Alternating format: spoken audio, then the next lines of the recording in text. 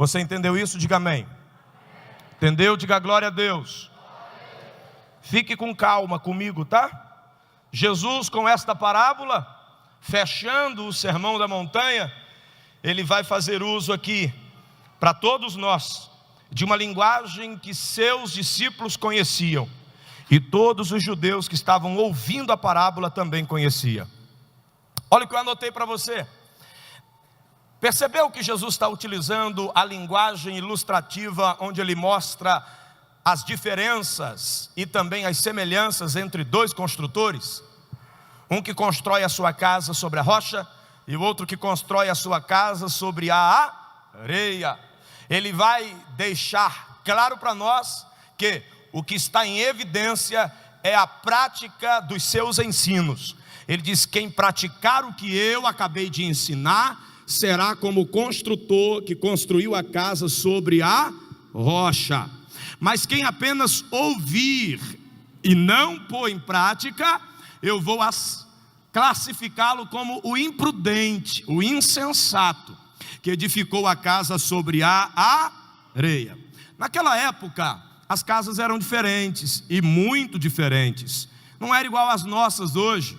As casas, na verdade, as paredes eram feitas de barro, mas um barro muitas vezes misturado com palha.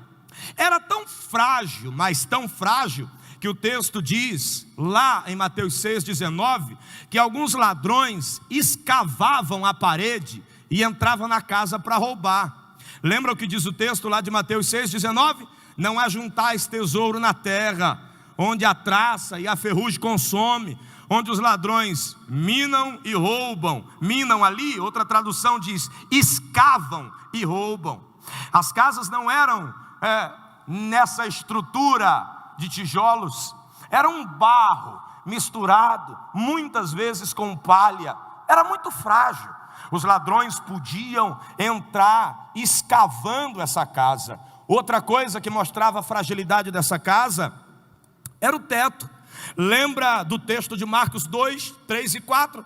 Jesus está em sua casa e de repente trazem um paralítico, só que não dá para entrar. A multidão está em volta da casa, dentro da casa. O que eles fazem? Eles sobem e removem o telhado da casa. A casa era muito simples. Uma casa nos âmbitos rurais da Palestina era uma casa simples demais e muito frágil. E Jesus vai mostrar de forma muito clara para nós que algumas pessoas na época preferiam construir suas casas bem longe dos rios. Alguns preferiam se afastar dos rios com medo das enchentes. Porém, outras pessoas preferiam construir as suas casas exatamente à beira do rio, no tempo de seca, onde as águas recuavam. Então, essas pessoas construíam suas casas ali na beira do rio. Para quê, pastor? Para facilitar o abastecimento da casa no período da seca, para facilitar o processo do cultivo, estando perto de uma fonte de águas, e também para criar os animais. Então, fica claro para nós a importância do fundamento dessa casa. Se eu vou construir a casa próximo ao rio, porque está no tempo de seca e as águas recuam, a maré baixa, eu tenho que ser precavido. Por quê? Porque a seca vai passar, e quando chegar o tempo de cheia, as águas vão retomar o seu lugar. É aqui que os dois construtores se diferenciam. Sabe por quê? Alguns construtores, e eu vou de trás para frente, o primeiro, o insensato, construía a sua casa sobre a areia mesmo.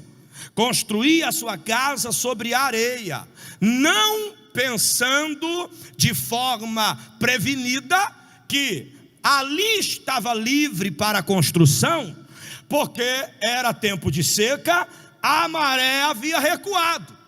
Construíam sobre a areia e não contava com os dias que viriam de maré alta. O que é o tempo de maré alta? O que é o tempo de maré alta? É o que Mateus diz, narrando o mesmo texto: veio a chuva, veio os ventos, veio a tempestade e bateu naquela casa. O construtor imprudente é aquele que constrói a casa sobre a areia, sem fundamento, sem alicerce. Guarda isso, leva para casa. A casa aqui é a vida espiritual. Quem entendeu isso, diga amém. 1 Pedro 2, 4 a 8, diz que nós somos edificados casas espirituais para Deus. Ele vai nos chamar de pedras vivas. Mas, seguindo a leitura de 1 Pedro capítulo 2, o texto vai dizer que Jesus é a pedra de esquina, que os construtores rejeitaram, e vai dizer que ele também é a rocha de escândalo. Então entenda isso: a casa que está sendo edificada é a vida cristã. A rocha, o fundamento, é o próprio Cristo. O que é que o imprudente está fazendo? Está rejeitando colocar a casa sobre o fundamento que pode lhe manter seguro quando a tempestade vier, quando a chuva bater na sua casa, quando os ventos soprarem sobre a sua vida espiritual. Tem gente